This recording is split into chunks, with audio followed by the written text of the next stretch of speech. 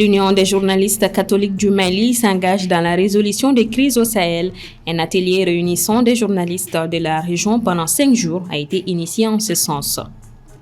Dans un édito commun signé par le Conseil des diffuseurs et éditeurs de la presse du Sénégal, les journalistes dénoncent des pratiques qui visent à les décrédibiliser et appellent à une journée sans presse demain mardi. Fin des Jeux olympiques de Paris 2024. Hier, les rideaux sont tombés sur la compétition internationale et l'Afrique récolte en tout 39 médailles. Vous êtes nombreux à nous suivre un peu partout dans le monde. Merci de votre constante fidélité au programme de TMA. Bonsoir et bienvenue dans ce 1945. Ce dimanche 11 août, un convoi des FAMA aurait été attaqué à Guindimé, dans le cercle de Yelimani, région de Kaya. Selon les sources locales, le bilan serait de 4 morts du côté des militaires. Aminata Keita. Même si aucune annonce officielle n'a pour l'heure été faite par rapport à l'attaque, des sources locales nous ont confié qu'elle a été perpétrée très tôt hier dimanche 11 août aux environs de 5h30 par des hommes armés non identifiés. Les combats qui ont duré plusieurs heures se sont produits dans la localité de Yelimane, dans la région de Kaye, et a visé un détachement des forces armées maliennes. Une source locale qui a requis l'anonymat affirme que le bilan fait état de 4 morts côté Fama, 2 véhicules de l'armée détruits et un autre emporté, ainsi que des armes et munitions emportées par les assaillants. Un civil y aurait également perdu la vie. La même source confie que les femmes ont pu prendre le contrôle et ont réussi à capturer 3 de ces terroristes.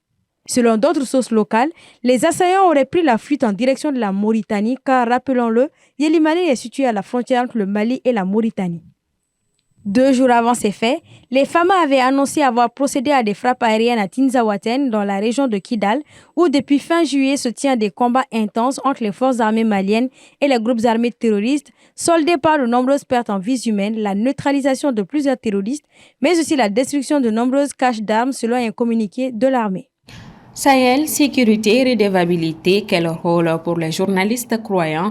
C'est le thème d'une rencontre sous-régionale initiée par l'Union des journalistes catholiques du Mali. Assitoumani Koulibaly nous en dit plus. Explorer le rôle que peuvent jouer les journalistes croyants dans la résolution des défis sécuritaires au Sahel et l'Afrique en général, c'est bien là le but de ce séminaire ouvert ce lundi.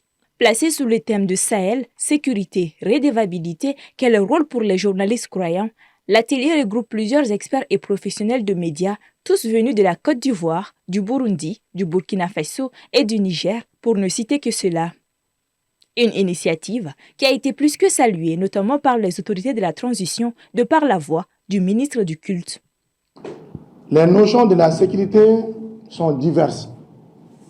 Raison pour laquelle vous avez organisé ces forums pour contribuer à la paix de votre patrie, à la paix de la zone du Sahel, qui est la zone de l'AES. Aujourd'hui, nous avons 3 pays réunis, le Mali, le Burkina et le Niger, dans le cadre de l'AES. Si vous pensez déjà au Sahel et à sa sécurité et au rôle que vous devez jouer en tant que journaliste, croyant, en tout cas, je crois que le Mali va avoir un beau jour à travers vous. Parce que vous n'allez jamais diffuser une information qui sera nuisible pour votre pays. Au Sahel, les tensions sécuritaires sont assez récurrentes. De par ce constat, il est plus que crucial d'imprégner les journalistes croyants des outils nécessaires afin de les aider à mieux transmettre les informations. Il s'agit vraiment de nous interroger sur toute la problématique qui parcourt le Sahel, les enjeux actuels. Comment interroger notre foi? Quel est notre rôle justement dans la propagation de la crise? Quel est le rôle de la foi dans la propagation de la crise et qu'est-ce que la foi peut faire pour contrecarrer les discours extrémistes et qu'est-ce qu'on peut faire à partir de la foi. Au cours de ces séminaires, plusieurs thématiques seront abordées avec à l'appui des partages d'expériences. Les discussions devraient permettre aux participants de mener ensemble des réflexions adéquates pour bien aider les journalistes à travailler dans un environnement de qualité. Dans la même veine, une vingtaine de journalistes sont outillés davantage sur la collecte, le traitement et la diffusion de l'information en période de crise. Atelier de formation dont Djeneba Samaki a pris part à la cérémonie d'ouverture ce matin à la Maison de la Presse. Cet atelier a pour objectif d'outiller les journalistes et les professionnels des médias des connaissances et des compétences nécessaires pour exercer leur métier de façon professionnelle et responsable en temps de crise. Le présent atelier de formation se veut un creuset d'échanges entre les journalistes et les experts en matière de gestion de crise humanitaire et d'information en temps de crise. Votre travail a le pouvoir de changer des vies, d'élever les communautés et de créer un monde meilleur et plus informé pour tous. De nos jours, à l'ère de la guerre communicationnelle, il y a des enjeux cruciaux qui se rattachent à la liberté de la presse. Peut-on ou doit-on tout dire ou tout écrire? Assurément non, soutient les représentants de la HAC. La presse ne peut pas, par exemple, être le vecteur de la violence et de la haine dans le pays.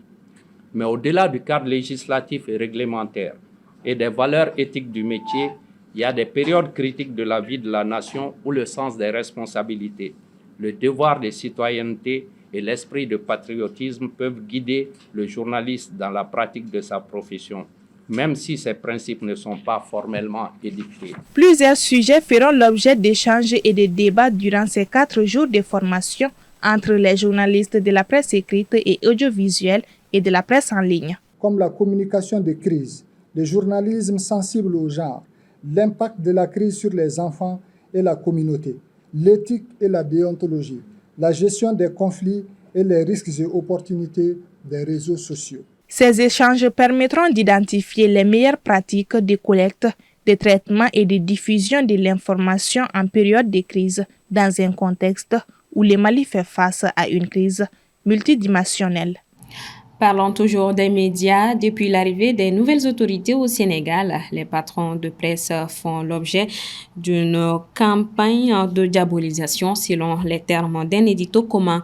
Pour se faire entendre, ils vont décréter demain mardi 13 août une journée sans presse. Paul Yapinguesson pour les explications. Confrontée à des difficultés financières depuis l'arrivée du nouveau gouvernement, la presse sénégalaise observera une journée sans presse ce mardi 13 août.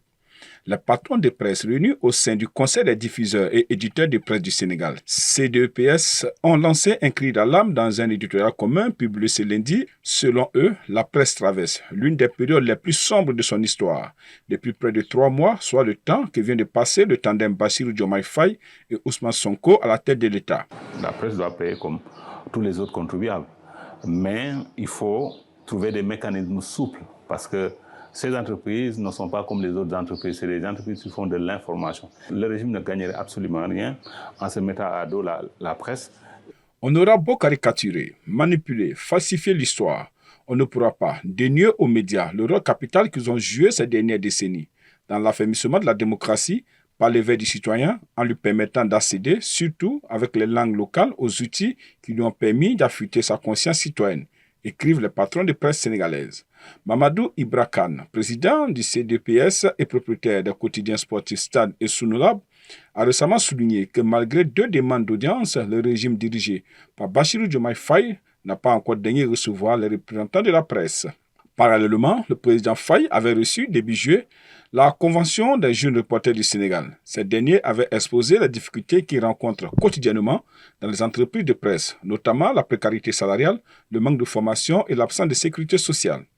Ils avaient également plaidé pour une fiscalité plus flexible pour les groupes de presse, alors que plusieurs d'entre eux sont accusés de ne pas respecter leurs obligations fiscales. Le président Faye, tout en soulignant l'importance du respect du paiement de l'impôt, s'est montré inflexible, indiquant que, contrairement à son prédécesseur Macky Sall, qui avait effacé une dette fiscale de 40 milliards de francs CFA à la fin de son mandat, il n'y aurait aucun effacement fiscal sous son administration. Pour exiger la libération d'Oumar Silla et de Mamadou Biloba, le retour à l'ordre constitutionnel avant le 31 décembre 2024, le respect de toutes les dispositions de la charte de la transition, les forces vives de Guinée ont lancé l'appel à une journée ville morte ce lundi 12 août de 6h à 18h dans toute la capitale et ses environs. La mobilisation a laissé des traces selon les médias locaux puisque la majorité des commerces sont restés fermés et la circulation fluide. On se souvient en effet qu'il y a moins d'un mois, les avocats avaient déserté les prétoires dans la capitale et dans les autres juridictions du pays pour protester contre les arrestations arbitraires et autres kidnappings suivis de détentions au secret des citoyens guinéens. Direction le Rwanda, où Paul Kagame a prêté serment à Kigali ce dimanche 11 août pour son 4e mandat devant un parterre de chefs d'État africains conviés pour la circonstance. Aminata Bougou-Djebekati. La première raison de la victoire sans appel de l'homme fort de Kigali, bien évidente, est d'ordre historique. Ayant mis fin au génocide des Tutsis en 1994, Paul Kagame, aujourd'hui âgé de 66 ans, est considéré comme le père fondateur du Rwanda moderne.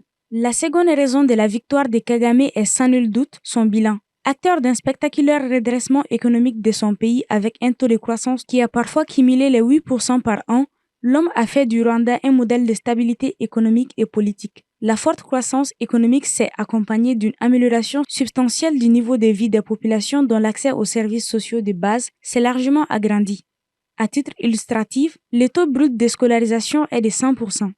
Cela dit, la question que l'on peut se poser à l'occasion de cette investiture est la suivante. Quels sont les nouveaux défis qui attendent le président Kagame? Le premier sera de maintenir la croissance économique dans un environnement marqué à l'intérieur par le poids de la dette de l'État et à l'extérieur par l'hostilité des États voisins, en l'occurrence la République démocratique du Congo, où Paul Kagame est accusé de mener la guerre aux côtés des rebelles du M23. Le second défi sera de faire sentir l'impact de la croissance économique sur le panier de la ménagère. En effet, malgré le rythme soutenu de la croissance, le quotidien reste difficile dans le pays où près de la moitié de la population vit en dessous du seuil de la pauvreté. Mais s'il y a un domaine où le président Paul Kagame est attendu pour ses 4e mandat, c'est celui de l'image de son pays qu'il devra impérativement travailler à soigner à l'international, car il est vu de l'extérieur comme un féroce prédateur des libertés individuelles et collectives.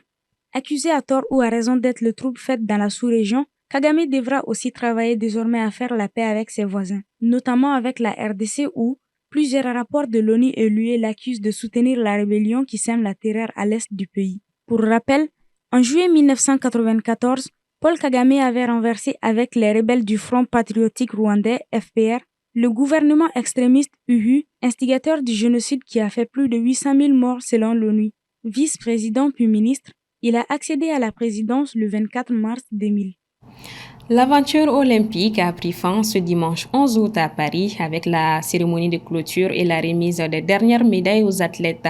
Dans cette 33e Olympiade de l'ère moderne, l'Afrique s'en sort avec 39 médailles, dont 13 en or, toutes récoltées par seulement 12 pays sur les 54.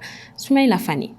Mieux qu'à Tokyo à 2 médailles près, l'Afrique reste dans ses normes habituelles depuis 1996 à Atlanta, où le cap des 30 médailles avait été franchi pour la première fois.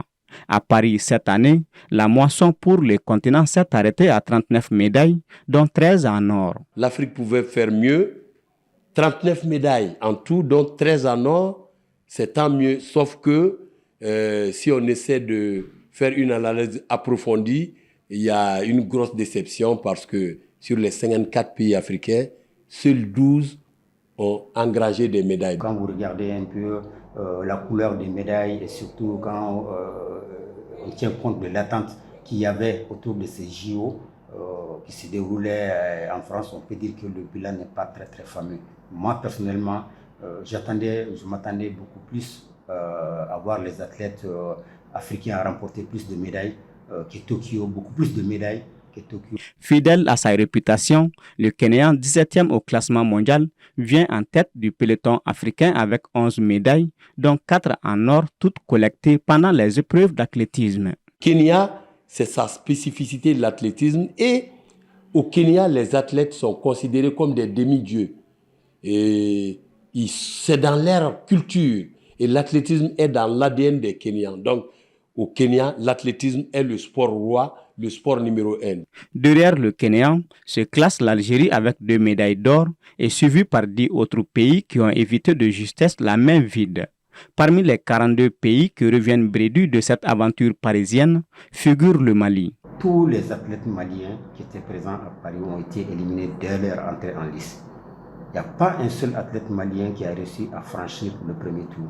Ça, c'est vraiment une grosse déception quand on regarde les autres athlètes des autres pays africains. Au moins, ces athlètes arrivent à franchir le premier tour. Malheureusement, cette année, aucun athlète malien n'a franchi le premier tour. Que ce soit les nageurs, les taekwondoïstes, la boxeuse, l'athlétisme, le football, tout le monde est tombé dès le premier tour. Ça prouve vraiment qu'on n'a pas été à la hauteur à Paris. Au tableau final des médailles, les États-Unis s'emparent de la première place avec 126 médailles, dont 40 en or, suivi par la Chine avec 91 médailles, dont 40 en or également. Le Japon, l'Australie et la France ferment la manche des top 5. Et c'est ce qui referme ce 1945. Merci à vous de l'avoir suivi. À demain pour une nouvelle page d'actualité. Bonsoir à tous.